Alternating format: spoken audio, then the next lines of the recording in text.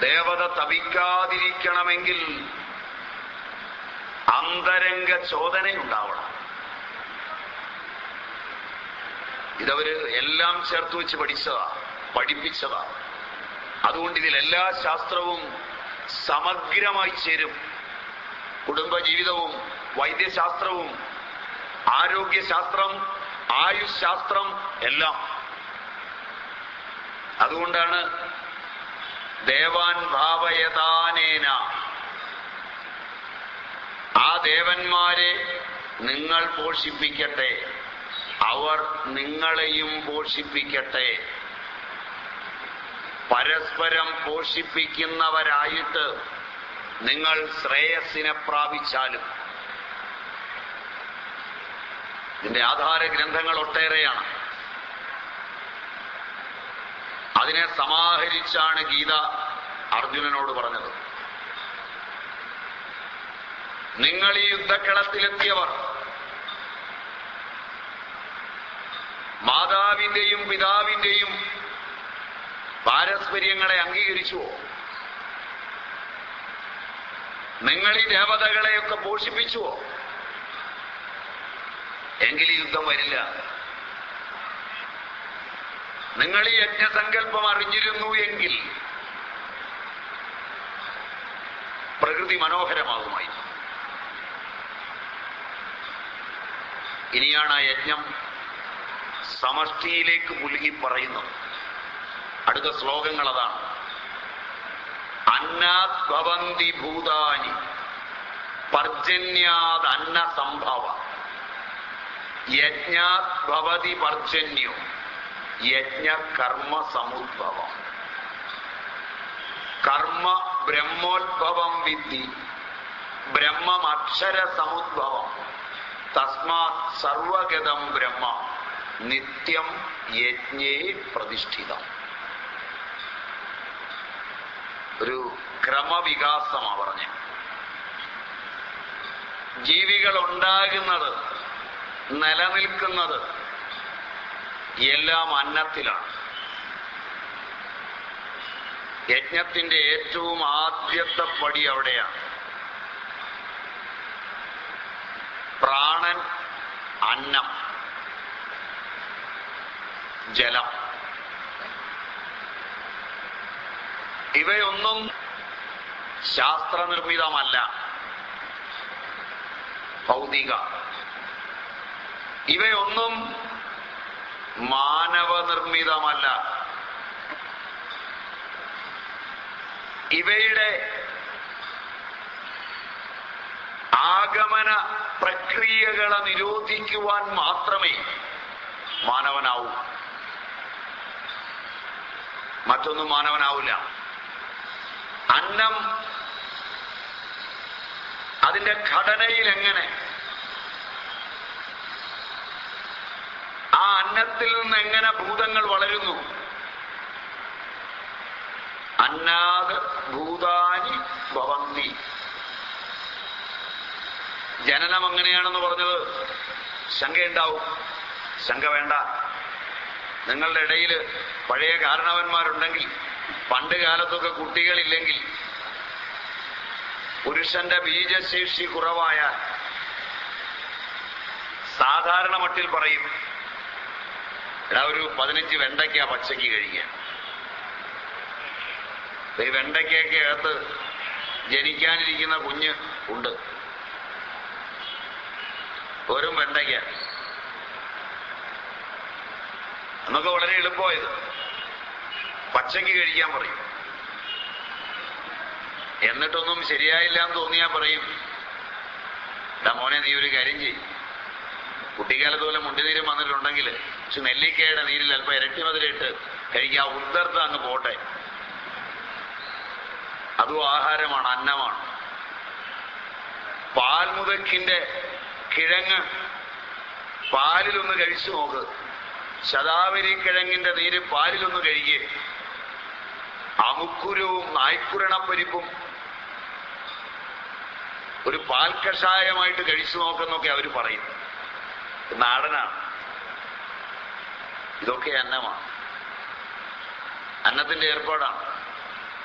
കുട്ടികളിലെ പ്രമേഹവുമുണ്ട്. അവര് പറയും ഓജസ്സും കൂടെ വർദ്ധിക്കട്ടെ, നല്ല ജാതിക്ക കൊണ്ടൊന്ന് 4 കീറി എള്ളെണ്ണയിലിട്ട് ഒരു 41 ദിവസം വയ്ക്ക്, എന്നിട്ട് ഒരു കഷ്ണവും 1 ടീസ്പൂൺ എള്ളെണ്ണയും കഴിക്കുക. ഇതൊക്കെ അന്നമാണ്. ഇനി ഏതെങ്കിലും ഔഷധം രൂപപ്പെടുത്തി കഴിക്കുമ്പോഴും അത് പചിച്ച് അന്നമായി തീർന്നാണ് ബീജസംസ്കരണം ഉണ്ടാകുന്നത്. അന്നാത് ഭവന്തി ഭൂതാനി. അന്നം കൊണ്ടാണ് കോശങ്ങൾ വളരുന്നത്. പഴയ കാലം നോക്കിയാൽ ഇത് വളരെ എളുപ്പമാണ്.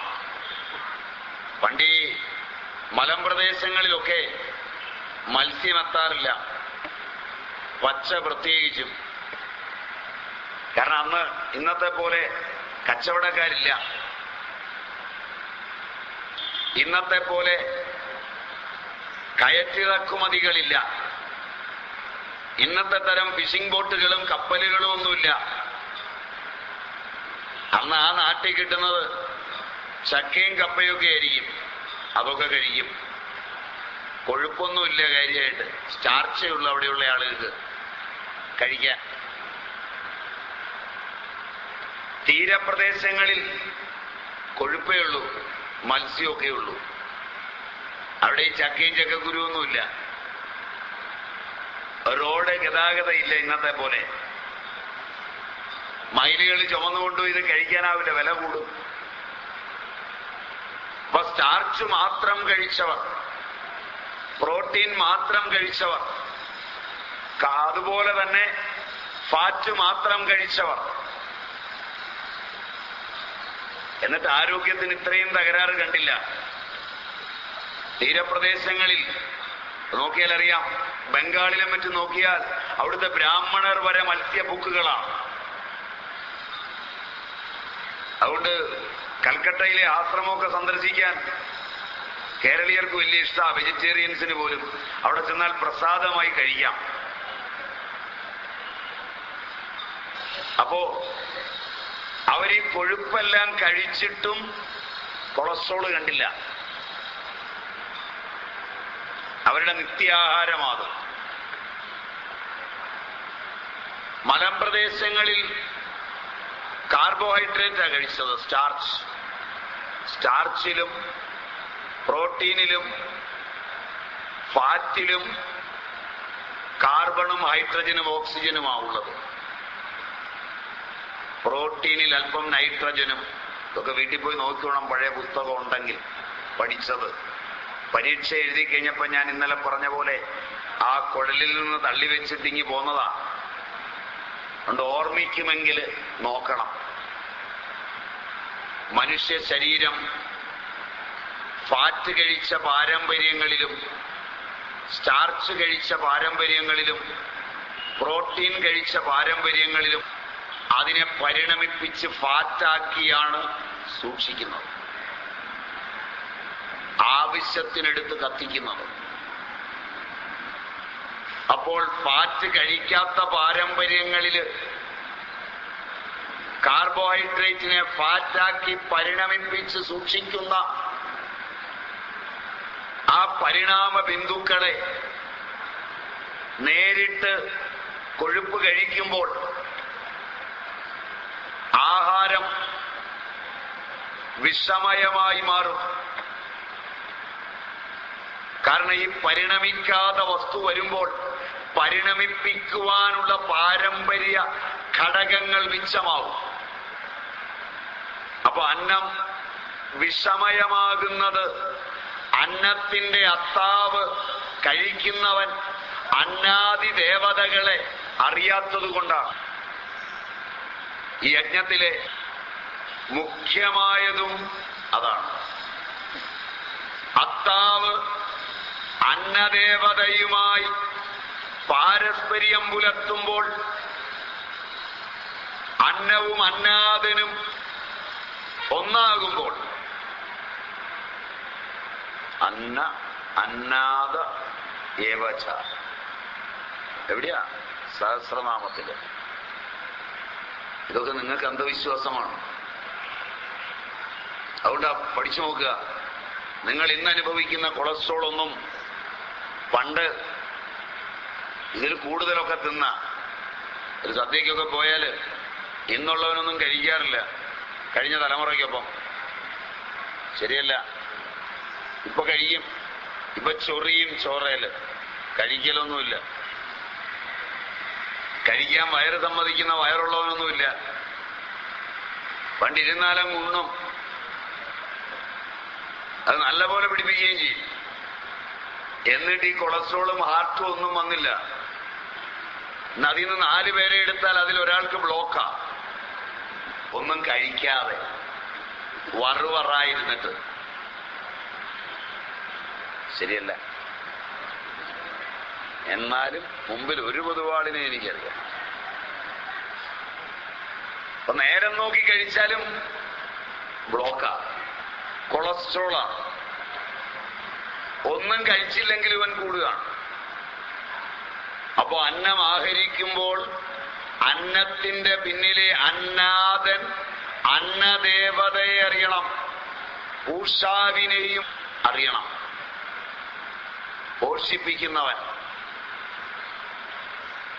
ആ നിലയിൽ അന്നമാണ് ഓരോ കോശവും. ഒരന്നാദൻ മറ്റൊന്നിന് അന്നമാണ്. അന്നം തന്നെയാണ് അന്നാദൻ. അതുകൊണ്ട് അന്നം തന്നെയാണ് ഈ ബ്രഹ്മം.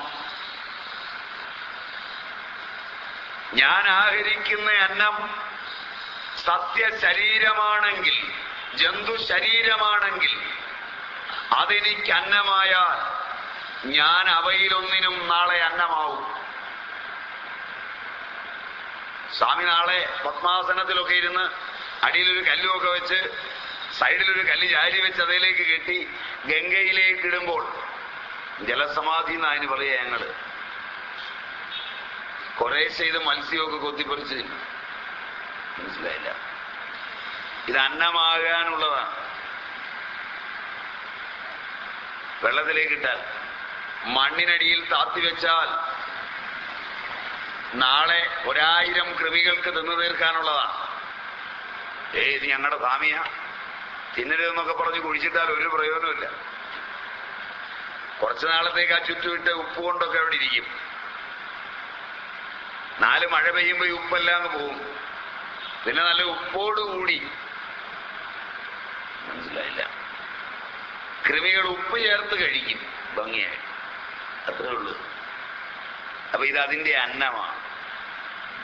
നിങ്ങൾ കുറെ പേര് അഭിമാനിച്ച് തലപൊക്കുന്ന ഞാൻ കണ്ടു. ഞങ്ങളെ തിന്നുകയല്ല, ഞങ്ങളെ കത്തിക്കുകയാണ്. അത് വല്ല നെല്ലിനും വളമാവും, അല്ലെങ്കിൽ ഒരു എള്ളിനോ ഒരു ചൊറിയൻ ചേമ്പിനോ അല്ലേ, തലക്കിൽ അവനെയാണല്ലോ വയ്ക്കുന്നത്. ശരിയല്ല? ഒരു വാഴയ്ക്കോ വളമായി. അതിനുള്ളതാ ഇത്. ഇത് അന്നമാണ്. അന്നം കൊണ്ടുണ്ടായി, അന്നമായി നിലനിന്ന് അന്നമായിത്തീരുന്നതാണിത്. ഈ പരമമായ സത്യമൊന്ന് അറിഞ്ഞിരുന്നെങ്കിൽ ഇതിന്മേലുള്ള അഹങ്കാരമൊക്കെ പോയനെ. ഇത് വെളുത്തിരുന്നാലും കറുത്തിരുന്നാലും എങ്ങനെ ഇരുന്നാലും ഇടയ്ക്കിടയ്ക്ക് കണ്ണാടി നോക്കുമ്പോ, ഇടയ്ക്കിടയ്ക്ക് ഇതേലൊക്കെ പൗഡർ പൂശുമ്പോ, ഇടയ്ക്കൊക്കെ ഇത് വൃത്തിയാക്കുമ്പോൾ ഒക്കെ ഇടയ്ക്ക് ആ കണ്ണാടിയിൽ നോക്കി ഒന്ന് ഓർക്കുന്നത് സ്വാമിയും നിങ്ങളും നല്ലതാണ്. ഇത് അന്നമാണ്. ഇത് അന്നമാകാനുള്ളതാണ്. അന്നത്തിലുണ്ടായി അന്നം കൊണ്ട് വളർന്ന് ഓരോ കോശവും അന്നം കൊണ്ടാ വളരുന്നത്. അതിന് ഓരോ തരം അന്നം വേണം.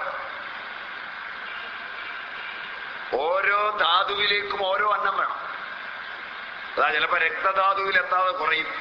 ഒരു പിടി മുരിങ്ങയില കഴിച്ചാല് ചിലപ്പോ ഉണ്ടാവും, കാരണം അതിൽ ഇരുമ്പുണ്ട്. 4 പാവയ്ക്ക കഴിച്ചാൽ ചിലപ്പോ ഉണ്ടാവും. കൂടുതൽ കഴിച്ചാൽ അപകടമാവും. ഫർട്ടിനുണ്ടാവും രക്തത്തിൽ, ഇരുമ്പ് രക്തത്തിൽ നേരിട്ടുണ്ടാവും. അപ്പൊ കൊണ്ടുപോയി രക്തം പരിശോധിച്ചാൽ സിറം ഫർട്ടിൻ കൂടും. അപ്പൊ പാവയ്ക്ക കഴിക്കരുത്.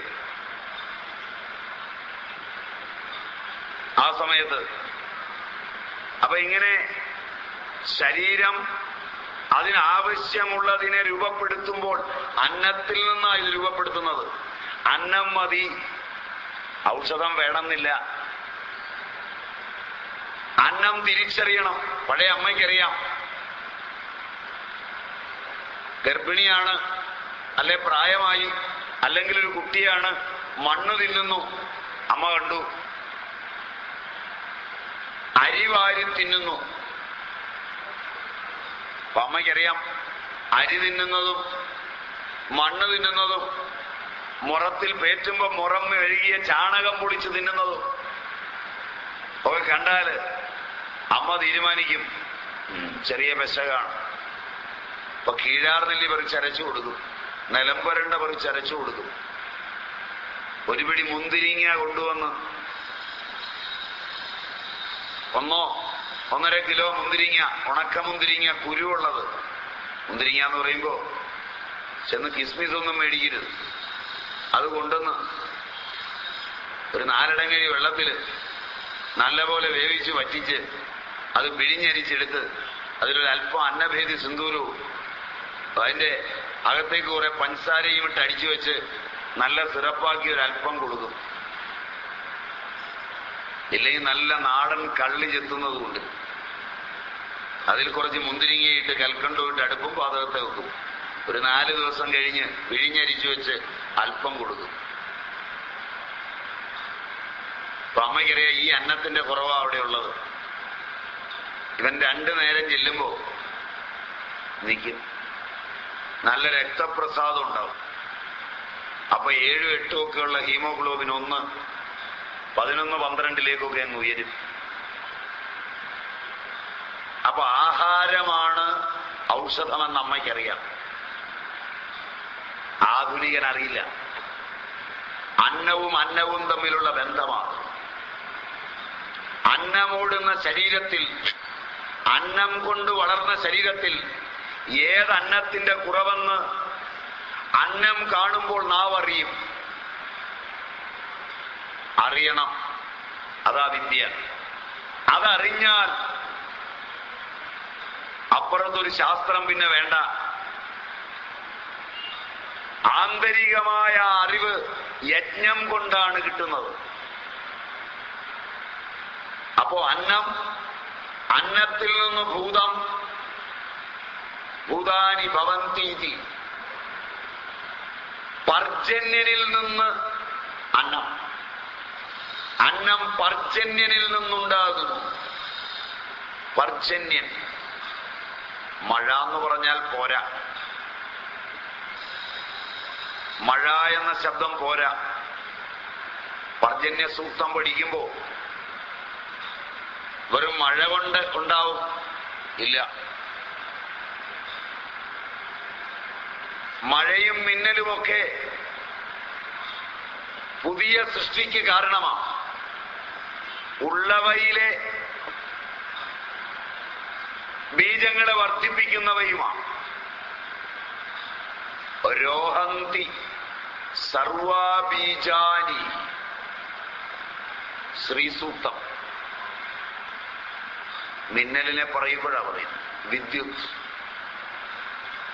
ഒരു മിന്നല് 1000 പുതിയ ജനുസ്സുകളെ സൃഷ്ടിക്കും. ഏതെങ്കിലും ഒരു സ്ഥലത്തൊരു രോഗം ഉണ്ടായാൽ ഒറ്റ മിന്നൽ അതിനുള്ള ഔഷധത്തെ ആ സ്ഥലത്ത് നിക്ഷേപിക്കും. പണ്ടൊരു വൈദ്യശാഖയുണ്ടായിരുന്നു, ഇപ്പൊ ഇല്ല. ഇവിടെയൊക്കെ ഉണ്ടായിരുന്നു, കേരളത്തിലുടനീളം ഉണ്ടായിരുന്നു. കണിശന്മാർ എന്ന് പറഞ്ഞൊരു സമൂഹം, അവരായിരുന്നു വിവാഹം, രാജ സമീപത്ത് പ്രവചനങ്ങൾ, ഇവയൊക്കെ നടത്തിയിരുന്ന വർഗം. അവരുടേതായിരുന്നു വൈദ്യശാസ്ത്രത്തിന്റെ ഈ പറഞ്ഞ ശാഖ, പാരമ്പര്യത്തിൻ്റെതായിരുന്നു. അവർ വലിയ ഉപകാരികളുമായിരുന്നു ആ കാലങ്ങളിൽ. മുഖലക്ഷണങ്ങളും ഒക്കെ പറയുന്നതിൽ അദ്വിതീയരായ സ്ത്രീകൾ വീടുകളോടുള്ള ബന്ധത്തിനിടയിൽ സമ്പന്നന്റെ വീട്ടിലെത്തുമ്പോൾ പറഞ്ഞു കൊടുക്കും, ഇന്നിടത്തൊരു പാവപ്പെട്ട കുട്ടിയുണ്ട്, അവൾ ഐശ്വര്യത്തിന്റെ ഇരിപ്പിടമാണ്, അവൾ ഉള്ളിടത്ത് ഐശ്വര്യം ഉണ്ടാകുമെന്ന് പറഞ്ഞാൽ ഇവൻ ഓടിപ്പോയി ആ വീടിനെ എന്തുദ്ധരിച്ചും ആ കുട്ടിയെ വിവാഹം ചെയ്തുകൊണ്ട്. ഇങ്ങനെയൊക്കെ യോജിപ്പിച്ചിരുന്ന ഒരു കാലമുണ്ടല്ലോ. ആ കാലത്ത് അവരുടെ വൈദ്യശാസ്ത്രത്തിൽ രോഗിയുടെ വീട്ടിൽ അവരെത്തും നഗ്നപാതരായി. ആ രോഗിയുടെ വീട്ടിലേക്ക് അവരിറങ്ങി ഒന്ന് നടക്കും ആ പറമ്പിൽ.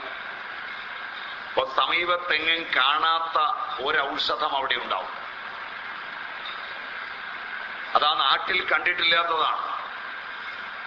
ആ രോഗി അവിടെ ഉണ്ടായതുകൊണ്ട് പ്രകൃതി അയാളെ രോഗിയായി തുടരാൻ ഇഷ്ടപ്പെടാത്തത് കൊണ്ട് ഉളവാക്കിയതാണ്.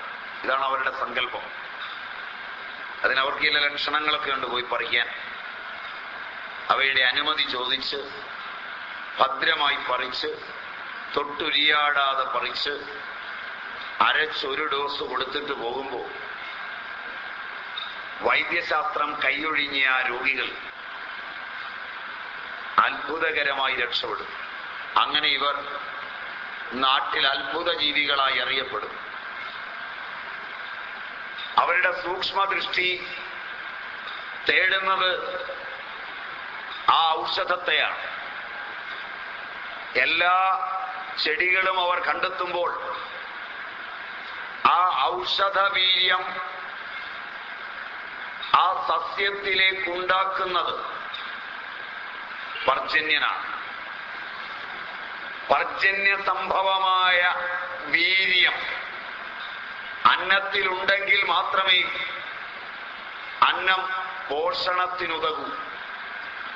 പർജന്യ സംഭവമായ വീര്യം ഇല്ലാതായാൽ പോഷണത്തിനു പകരം ശോഷണമുണ്ടാക്കും. ഇതിന് കോമൺ സെൻസ് മതി. ആത്മതുഷ്ടി ഉളവാക്കുന്ന ജനിത വീര്യം കൊണ്ട് ബടവാനലൻ, അവരങ്ങനെയാ പറയുക, കടലിലെ അഗ്നി. കടലിലൊരു അഗ്നിയുണ്ട്. അഗ്നിയിൽ നിന്നുണ്ടായതാ ജലം. അത് ആ ജലത്തിന്റെ അണു, പരമാണു, ധനാണു, ഇർണാണു, കർഷാണു, കൃഷ്ണാണു, സർഗാണു പര്യന്തമെത്തുമ്പോൾ ശൈവാഗമങ്ങൾ അണുവിൽ നിൽക്കുന്നില്ല. അണുവരെയുള്ള പഠനങ്ങൾ കണാദന്റെയാണ്. കണാദനും അപ്പുറം സർഗാണു പര്യന്തമെത്തുമ്പോൾ ആ ബടവാനലൻ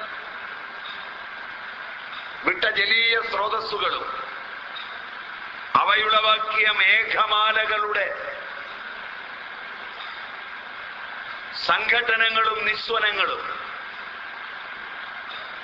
അതുളവാക്കിയ വൈദ്യുത തരംഗങ്ങളും സാധാരണ വോൾട്ടേജ് ഒന്നുമല്ല.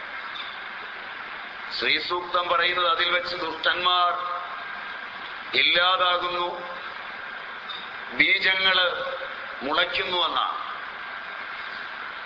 പുതിയ ജനുസുകൾ ആ പർജന്യനിൽ നിന്ന് ഉളവാകുന്ന അന്നത്തിൽ ഉഷാവും പർജന്യനും ചേർന്നു. ഉഷാവ് പോഷിപ്പിക്കുന്നവൻ സൂര്യൻ. ലോകത്ത് ആഹാരമുണ്ടാക്കാൻ ശാസ്ത്രത്തിൽ ശൂന്യതയിൽ നിന്ന് കഴിയില്ല. അമ്മ പാചകം ചെയ്ത് കഴിഞ്ഞ ആഹാരമേ പാചകം ചെയ്യൂ. ഏറ്റവും ശ്രേഷ്ഠമായി പാചകം ചെയ്തതാണ് ഇലകളിൽ നിന്ന് വേരുകളിലും പുഷ്പങ്ങളായും കായ്കളായും ഫലങ്ങളായും തീരുന്നത്. മനോഹരമായ പാകപ്രക്രിയ ഏതാണ്? ആ പാകം ചെയ്ത അന്നത്തില് വരുന്ന പോഷണത്തിന്റെ സ്ഥൂലവും സൂക്ഷ്മവും കാരണവുമായ അംശങ്ങൾ. ഈ സ്ഥൂലവും സൂക്ഷ്മവും കാരണവും എന്ന് പറഞ്ഞത് അനേക നൂറ്റാണ്ടുകളായി ശരകശുശ്രാദികളുടെ കാലം മുതൽ കേരളീയർ വാദത്തിന് ഉപയോഗിക്കുന്ന ഒരു ഔഷധമുണ്ട്, കുറുന്തോട്ടി. ചൊല്ല് തന്നെയുണ്ട്, കുറുന്തോട്ടിക്ക് വാദം വരിക. കുറുന്തോട്ടിയുടെ വേരിന്മേൽ തൊലി പാലിൽ ആവർത്തിച്ച് എടുക്കുന്ന ഒരു നെയ്യുണ്ട്, ക്ഷീരബല. നിങ്ങളുടെ വീട്ടിലൊക്കെ അപേഷ്യ, ചിറികോടുക, അർദ്ദിതം എന്ന് പറയും. അതുണ്ടായാൽ ഒന്ന് നസ്യം ചെയ്യുകയും എതിർവശത്തേക്ക് തടവുകയും ചെയ്താൽ വേഗം മാറും, വളരെ പെട്ടെന്ന്. 101 ആവർത്തി ക്ഷീരബല. ആ സാധനം നിങ്ങളുടെ ലാബിൽ കൊണ്ടുപോയി ടെസ്റ്റ് ചെയ്താൽ വെറും കൊഴുപ്പാണ്, വെറും ഫാറ്റ്. അതിൽ യാതൊരു ഔഷധ മൂല്യവും ഇല്ലെന്നാണ് ലാബ് ടെസ്റ്റുകൾ. പക്ഷെ ഫലമുണ്ടാവുകയും ശാസ്ത്ര പരീക്ഷണത്തിൽ ഒന്നുമില്ലെന്ന് പറയുകയും ചെയ്യുമ്പോൾ അനുഭവത്തെ വിശ്വസിക്കണമോ ശാസ്ത്രത്തെ വിശ്വസിക്കണമോ? പഴയ ആളുകൾ അനുഭവത്തെ വിശ്വസിക്കുമ്പോൾ അത് തടവും. പുതിയ ആളുകൾ ശാസ്ത്രത്തെ വിശ്വസിക്കുന്നതുകൊണ്ട് ഈ അന്ധവിശ്വാസം വേണ്ടെന്ന് പറഞ്ഞ് മാറ്റിവെക്കും. ഒടുവിൽ ആ ചികിത്സയെല്ലാം കഴിഞ്ഞ് തകർന്നാൽ ഏതെങ്കിലും വൈദ്യന്റെ അടുക്ക പോയി കിടന്ന് അവൻ തടവുമ്പോ മാറിക്കഴിഞ്ഞാൽ ഇതുകൊണ്ടല്ല വേറെ എന്തുകൊണ്ടോ ആണെന്ന് പറയും. ശാസ്ത്രത്തിന് ഇനിയും സഞ്ചരിക്കാനുണ്ടെന്ന് വിനയാന്വിതമായി അറിയണം. ഭൗതിക ശാസ്ത്രത്തിന് ഇന്നലെ വരെ എണ്ണയും കുഴമ്പൊന്നും തേച്ചാൽ ത്വക്കിന്റെ പുറത്തൊന്നുമില്ലെന്ന് പറഞ്ഞിരുന്നതാണ്. ഇപ്പൊ ഒലിവെണ്ണയൊക്കെ രംഗത്തെത്തി തുടങ്ങി, ത്വക്ക് രോഗങ്ങളിലൊക്കെ പുരട്ടിയും തുടങ്ങി. അപ്പൊ ഇനിയും ശാസ്ത്രം മുന്നോട്ട് പോകാനുണ്ട്. അനുഭവങ്ങൾ പ്രാചീനമാണ്. പ്രാചീന അനുഭവങ്ങളെ നിഷേധിക്കുന്നതിന് മുമ്പ് അതിന് പകരം വെക്കാനുള്ളത് ശാസ്ത്രം കണ്ടെത്തി ഒരു ഊന്നുവടി പോലെ കൊടുത്തിട്ട് വേണം നിഷേധിക്കാൻ, ചുരുങ്ങിയ പക്ഷം. അപ്പോ നിങ്ങൾ കഴിക്കുന്ന അരി, ഗോതമ്പ്, ഇവയൊക്കെ ചില ദേശങ്ങളിൽ, ചില കാലങ്ങളിൽ, ചില ഋതുക്കളിൽ മാറ്റമുള്ളവയാണ്. ആ മാറ്റം പർജന്യനിൽ നിന്നാണ് ഉണ്ടാകുന്നത്. ഭോപ്പാലിൽ നിന്ന് പച്ചക്കറി മേടിച്ച് കഴിച്ചാൽ അതിൽ മിനറലുകളില്ല, അത് വേറെ കഴിക്കണം. ആ മണ്ണിന്റെ പ്രത്യേകതയാണ്. അവിടെ വീഴുന്ന മഴയിൽ അതിനെ പർജന്യൻ എന്ന് വിളിച്ചുകൂടാ. പർജന്യൻ എന്ന് പറയുമ്പോൾ ഏതൊരു വീര്യത്തോടുകൂടി അന്നത്തെ ഉളവാക്കുവാൻ പര്യാപ്തമായി. പഴയകാലത്തറിയാം, ആദ്യത്തെ മഴയ്ക്ക് കപ്പയൊക്കെ ഇടുന്ന ആളുകള് ഇടയ്ക്ക് വരുന്ന വേനലിൽ ഇടകളച്ചിടും. വേനൽ മഴയ്ക്ക് കപ്പയിടും പഴയ ആളുകൾ. ഇപ്പോഴത്തെ കൃഷി പഠിച്ചവരല്ല പഴയ ആളുകൾ. അതൊരു 2-3 ഇലയാവുമ്പോ അതിന്റെ ഇട കിളച്ചിടും നല്ലോലെ. ആദ്യത്തെ വലിയ മഴ വരുമ്പോ അത് ധാരാളം യൂറിയ ഉളവാക്കും അന്തരീക്ഷത്തിൽ. അതോടെ ഇത് സമൃദ്ധമാവും ഈ കപ്പ. കുരുമുളക് വള്ളികൾ അരളിടുമ്പോൾ അന്തരീക്ഷത്തിലെ യൂറിയ ആദ്യത്തെ മഴ അതിന്റെ അരളുകളിൽ എത്തിക്കുമ്പോൾ മുളകുകൾ മുഴുകും. ഒരു ബക്കറ്റിനകത്ത് അല്പം യൂറിയ കലക്കി തളിച്ചാലും മുഴുകും. പക്ഷെ അത് കെമിക്കലാണ്. പർജന്യനിൽ അടങ്ങിയിരിക്കുന്ന പ്രകൃതിദത്തമായ വീര്യം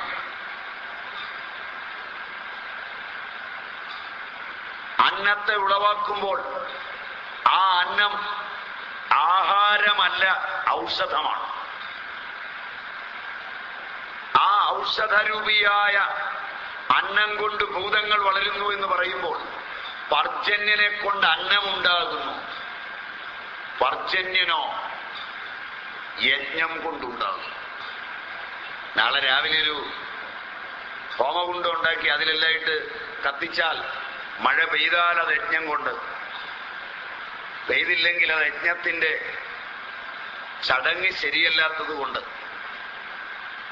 ആ യജ്ഞമല്ല, നിത്യമുള്ള യജ്ഞമാണ്. ഓരോ വൈശ്വാനരനിലും കത്തുന്ന അഗ്നിയിലേക്ക് ഹവിസർപ്പിക്കുന്ന യജ്ഞം, പാരസ്പര്യത്തിന്റെ യജ്ഞം. എവിടെ മനസ്സുകൾ പാരസ്പര്യപൂർണങ്ങളാകുന്നുവോ, എവിടെ പാരമ്പര്യ സത്വം നന്മയിൽ നിഷ്ണാതമായിരിക്കുന്നു, എവിടെ സത്യം നിലനിൽക്കുന്നു, എവിടെ മാനവചേതന അവന്റെ കീഴിൽ വരുന്ന ജീവജാലങ്ങളെ മുഴുവൻ സംരക്ഷിക്കുന്ന സംരക്ഷകനായി മാറുന്നു, ആ മഹത്തായ യജ്ഞത്തിൽ വെച്ച് പർജന്യനുണ്ടാകും. അതാ ചില പറമ്പിൽ വെള്ളം കാണുകയില്ല. ചില ആളുകൾ എന്ന് അവിടെ വില കൊടുത്ത് വാങ്ങിച്ച് അതിലൊരു വീട് വെച്ച് കഴിഞ്ഞ് അതിൽ കിണർ കുത്തുമ്പോൾ വളരെ വേഗം വെള്ളം കിട്ടും. അവരവിടുന്ന് താമസം നിർത്തി വേറൊരുത്തൻ വാങ്ങിച്ചാൽ വെള്ളം പോവുക. ഇതൊക്കെ നിങ്ങൾക്ക് അനുഭവമുണ്ട്, വിശ്വാസമില്ല. ഞങ്ങളവിടെ താമസിച്ചിരുന്ന കാലത്ത് ചിലർ പറയും, നല്ല വെള്ളം ഉണ്ടായിരുന്നല്ലോ, അതേ കളിപ്പിച്ചതാണ്. നിങ്ങൾ വെള്ളമുണ്ടെന്നും പറഞ്ഞ് പറമ്പ് വന്നു. ആ വിറ്റ സമയത്ത് നല്ല വേനൽക്കാലായിരുന്നു, അന്നേരം വെള്ളം ഉണ്ടായിരുന്നു. നിങ്ങൾ എവിടുന്നോ ടാങ്കറിൽ കൊണ്ടുവന്ന് അടിച്ച് കിണർ നിറയെ വെച്ച് വെള്ളമുണ്ടെന്ന് തോന്നിപ്പിച്ചു തന്നു. നിങ്ങൾ പോയി കുറെ കഴിഞ്ഞപ്പോൾ അടിച്ച വെള്ളമൊക്കെ വറ്റിപ്പോയി എന്ന് പറഞ്ഞ് മേടിച്ചവൻ വഴക്കുണ്ടാക്കും. വെള്ളം ഭൂമിയുടെ സിരകളിലൂടെ ഒഴുകുന്നത്, മഹാനദികൾ ഒഴുകുന്നത് മനുഷ്യന്റെ മഹാസിരകളെന്ന പോലെയാണ്.